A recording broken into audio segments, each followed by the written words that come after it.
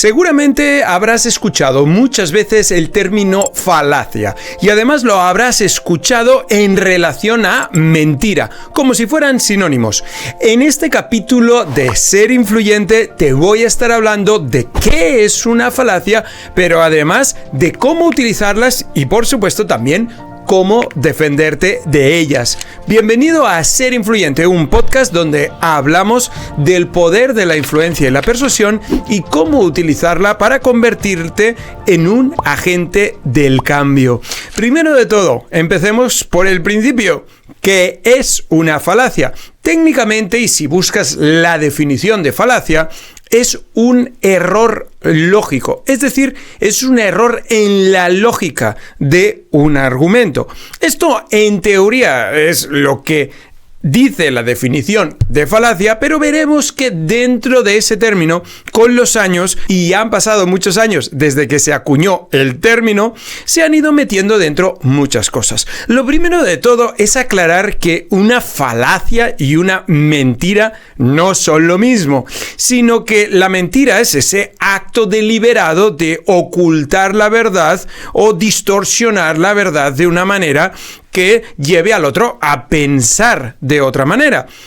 Aunque las falacias comparten en parte una intención a veces parecida, no siempre tienen que buscar esa intención de liar, de embaucar, de ocultar, de dirigir el otro hacia otro lugar. No es eso necesariamente. De hecho, originalmente no era esa la intención. La intención es que simplemente puede haber un error en la manera en que se intenta construir una lógica, y eso es una falacia. Es curioso porque a los primeros que se les dice que hablan de las falacias son los griegos, pero el término falacia es latín, y es que todo empezó hace muchos años con un señor que se llamaba Sócrates, un filósofo griego que, por cierto, no dejó nada escrito, que es lo más curioso del caso, sino que es otros hablando sobre él. Esto ya sabemos que ha pasado con bastantes personajes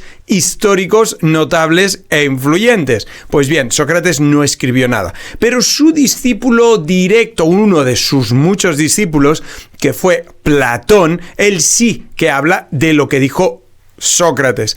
Y Sócrates, según Platón, hablaba de la mayéutica, y la mayéutica tiene que ver con cómo encontrar la verdad detrás de las cosas, sobre todo a través de algo que lo hizo bastante famoso, según Platón, que era el uso de preguntas para llegar a la verdad absoluta. Y es que Sócrates partía de una idea que con los años hemos descartado y que sus archienemigos, los sofistas, a los que se les atribuyen la invención de las falacias, estos son los que ahora nosotros, de hecho, hacemos más referencia sin saberlo y construimos nuestras maneras de hablar y de argumentar más sobre estos últimos, los sofistas, y no tanto sobre los socráticos. Pero volvamos donde estábamos, y es que estábamos hablando de cómo estos socráticos mayéuticos, esta gente lo que pensaba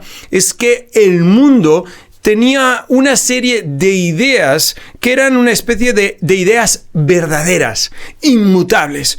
Esas ideas que son así y punto. Y que por lo tanto, cuando tú empiezas a unir ideas que son verdaderas e inmutables, puedes llegar a una conclusión tan verdadera e inmutable. La única condición que tienes que seguir es que eso conecte lógicamente. Por ejemplo, si yo digo, todos los hombres son buenos y Sócrates es un hombre, claro, tengo que partir de que todos los hombres son buenos, es verdad. Y que Sócrates es hombre también. Pues si todos los hombres son buenos y Sócrates es un hombre, lógicamente Sócrates es bueno. Y además, si las dos son verdad, que Sócrates es bueno, también es verdad. Y esto era parte de la filosofía mayéutica, y es cómo a través de preguntas puedo encontrar la verdad siempre y cuando hay una lógica detrás.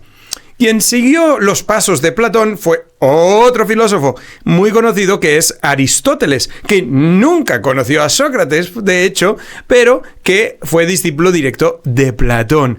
Aquí los malos de la película, y veréis que no son tan malos, son los sofistas, que eran unos maestros itinerantes que iban por Grecia e iban haciendo una especie de cultura general, iban ayudando a las personas a su manera desde un punto de vista totalmente diferente al mayéutico. Si en ese mayéutico todo era muy idealista, los sofistas eran más como nosotros, eran mucho más pragmáticos y sobre todo lo que nos decían los sofistas es que todo es relativo, es decir, que las cosas se pueden ver desde muchos puntos de vista y que podemos tener opiniones diferentes. De hecho, esto es la base de la programación neurolingüística, donde se dice que el mapa no es el territorio, sino que hay muchos mapas. No para los socráticos. Para los socráticos había un solo territorio al que se podía acceder y a partir de ahí derivar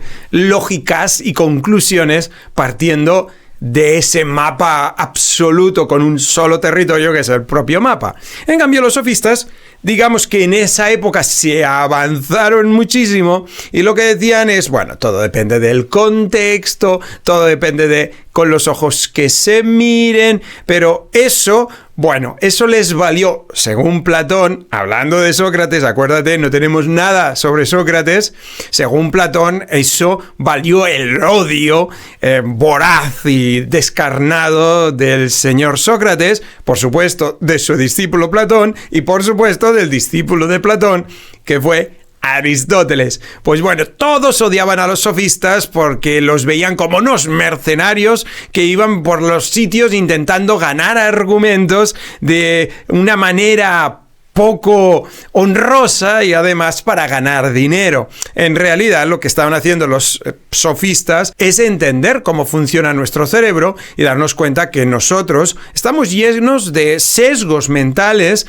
que nos hacen poner más atención a ciertas cosas, darle más peso a otras y de esta manera creernos más unas cosas que otras, a la escuela más socrática mayéutica. De hecho, lo único que hicieron fue fijarse en cómo las personas pensamos. Pero claro, esto se apartaba de este idealismo y de este platonismo que caracterizaba a los otros. Y ahora viene cómo podemos utilizar estas falacias y también defendernos de ellas, porque si identificas que alguien está utilizando algún tipo de error en el razonamiento, verás que también puedes estar más atento. Es lo que Noam Chomsky le llama autodefensa intelectual o directamente pensamiento crítico, que es algo que yo enseño mucho a mis alumnos. Bien, de falacias hay muchas, las hay formales, las hay informales, las hay pragmáticas, las hay emocionales. Aquí se han ido clasificando las falacias desde los tiempos de los griegos. Pero yo te voy a hacer un breve resumen de algunas que me parecen interesantes para ti y que puedes utilizar tú en tus argumentos o al menos defenderte de ellas. Quizás lo primero de todo es aclarar que hay falacias que se les llaman formales y las otras que se llaman informales. De hecho, de las que hablábamos de los sofistas son las informales. Pero déjame que te ponga un ejemplo de una falacia formal. ¿Qué es una falacia formal? Es simplemente que aquello que se está diciendo no sigue una lógica, no hay una conexión entre las ideas.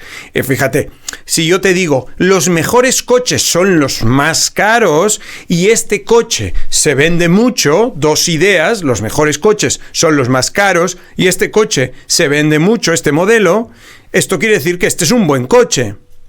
A ver, no, te das cuenta que no encajan las dos ideas. Te das cuenta que antes sí que encajaban, todos los hombres son buenos. Sócrates es hombre, Sócrates es bueno. Eso encaja, tiene una conexión entre las dos ideas. Pero los mejores coches son los más caros y este coche se vende mucho.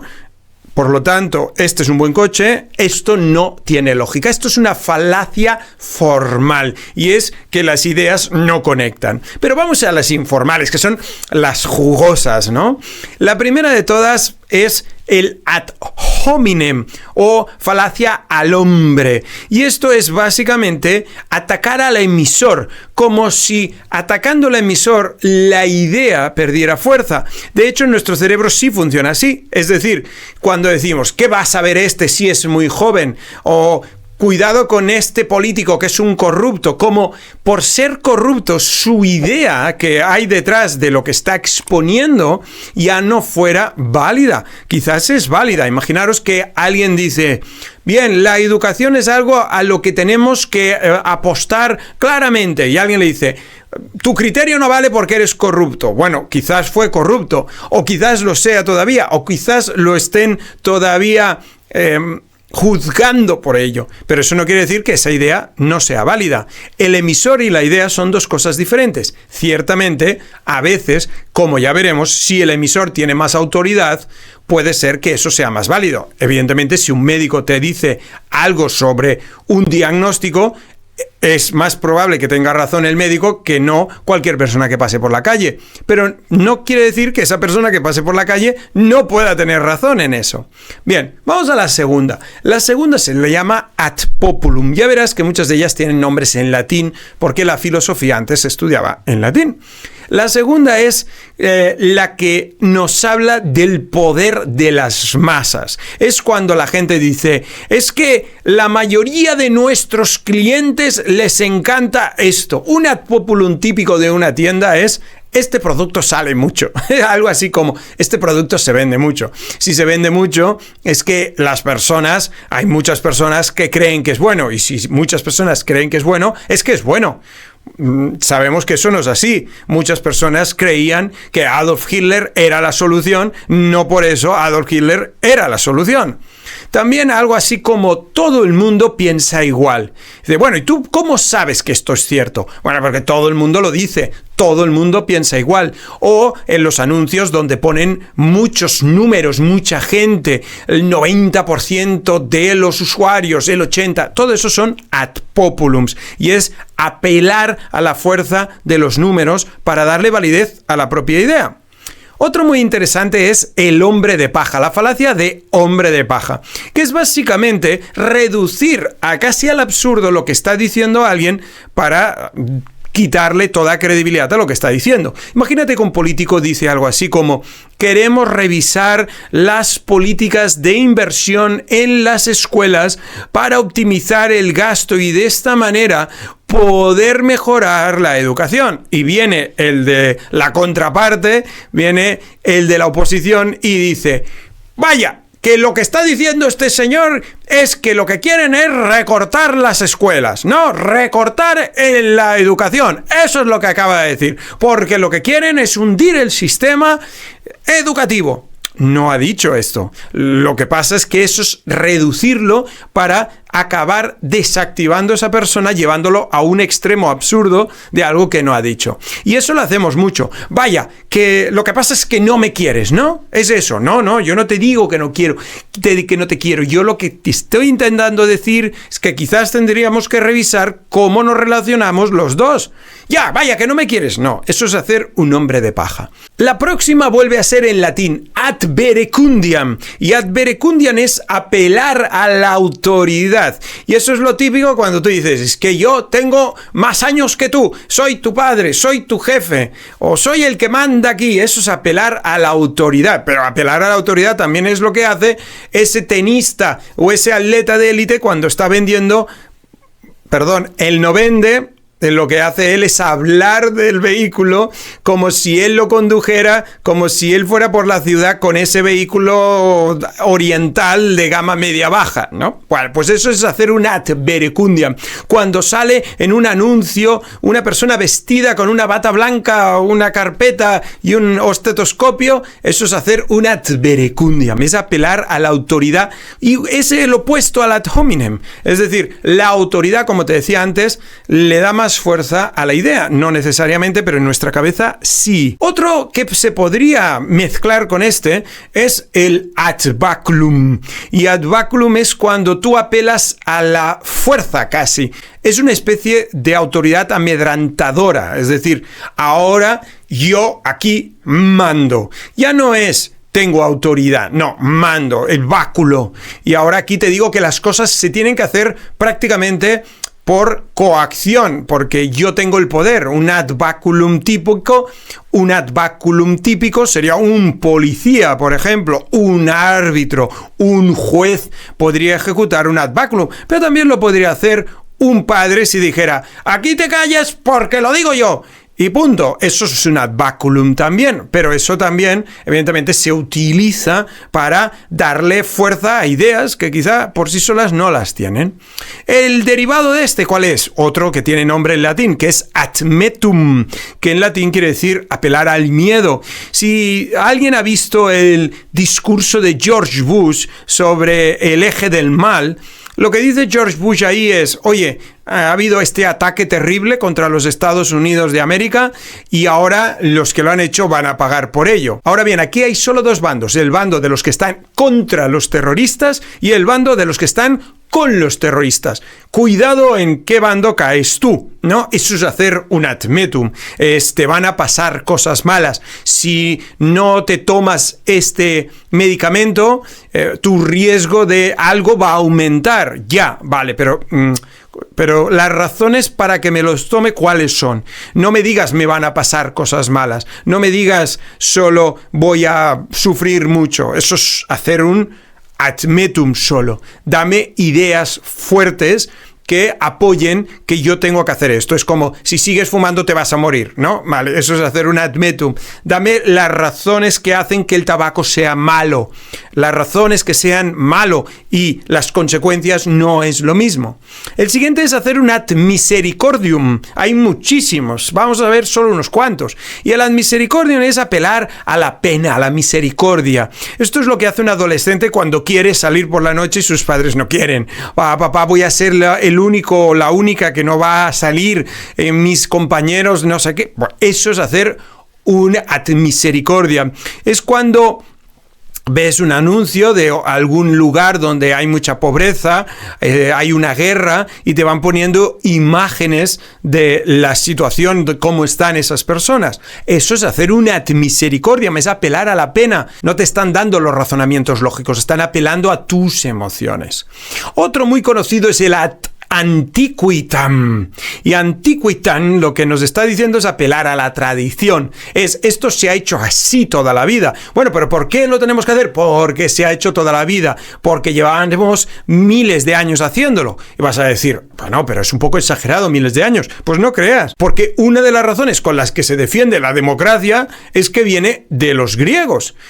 Eso es hacer una antiquitam. Que algo sea muy viejo, que lleve mucho tiempo, no quiere decir que sea mejor. Es apelar a la tradición, pero no siempre la tradición es lo mejor. Es que siempre aquí se ha hecho así. Eso es apelar a la tradición, apelar a la ad antiquitam. Y cuando alguien te dice, bueno, pues nos tenemos que casar de esta manera, ¿pero por qué? Porque siempre se ha hecho así, es la tradición. Eso es un ad antiquitam. Y la última falacia es ad ignorantiam, otra en latín, que quiere decir que aquello que no se puede demostrar no es cierto. Si no hay nada en contra, eso tiene que ser cierto. Es algo que se utilizaba mucho en la caza de brujas, en todos estos temas un poco, digamos, poco probados. Y es que cuando a una persona se la capturaba, se la cogía por bruja, luego lo que se decía es, bien, si no podemos demostrar que es una buena persona, es que es una mala persona. A estos argumentos son argumentos que se han utilizado muchas veces. Es, bueno, pues es un político corrupto. ¿Por qué? Porque no hemos podido demostrar que lo sea honesto, que sea una persona que realmente ayude a los demás, y así seguiríamos. Como no tengo pruebas de lo contrario, tú eres esto. Esto es una falacia, obviamente. Esto no tiene un sentido lógico, pero se utiliza como las otras falacias. En definitiva, las falacias no son malas. Las falacias no son falsedades ni mentiras. Las falacias solo son una herramienta más que tienes que ciertamente no sigue la lógica que puede seguir un argumento bien construido, pero acuérdate que los aristotélicos, los socráticos y los platónicos vivían en un mundo donde habían ideas que por ser solo esas ideas eran verdaderas, eran inmutables y eran como sagradas o santas, y que por lo tanto esa era cómo se tenía que argumentar. Lo que nos dijeron los sofistas básicamente es que el mundo es más complejo, que los seres humanos somos falibles, que tenemos emociones, que tenemos sesgos, que el contexto nos afecta y que todo esto también se tiene que tener en cuenta a la hora de argumentar, y eso es el camino que ha seguido, de hecho, la persuasión y la psicología de la persuasión hasta el día de hoy. Por lo tanto, los que acabaron teniendo razón fueron los sofistas y no los socráticos. Si te ha gustado este capítulo de Ser Influyente y quieres saber más de cómo persuadir e influir, acuérdate suscribirte y dejarme en los comentarios de qué temas te gustaría que siguiera hablando. Muchísimas gracias.